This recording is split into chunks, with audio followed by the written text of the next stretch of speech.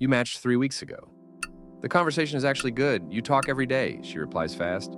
There's jokes, there's depth, and somehow the date still hasn't happened. Here's the uncomfortable part. Researchers have studied exactly this.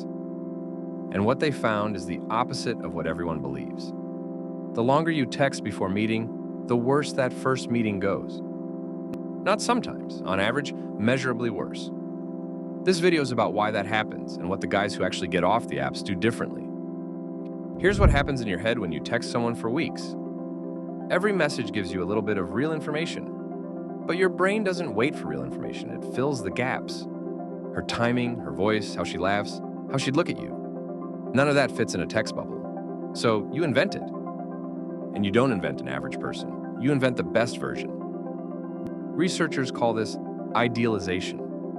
The longer the texting phase, the more of her is fiction you wrote yourself. And here's the mirror.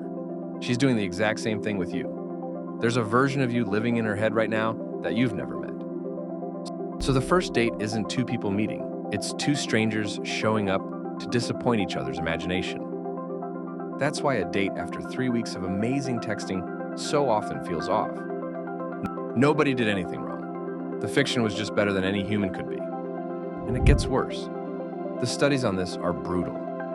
What people say they want on paper and who they actually fall for in person are two different things. Researchers ran speed dating experiments and found that people's type predicted almost nothing once they sat across from someone real. Because attraction runs on things that don't survive a screen. The pause before a joke lands. The way someone's energy fills a room. Texting filters people on the one skill that predicts almost nothing. Typing. Which means some of the best matches you ever had died in a chat that never got the chance to become a table.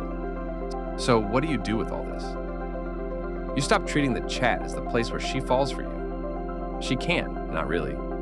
The real you doesn't fit in there. The chat has exactly one job. Enough life, enough energy. That meeting you sounds fun. A guess instead of a question. A plan instead of a 5th day of small talk.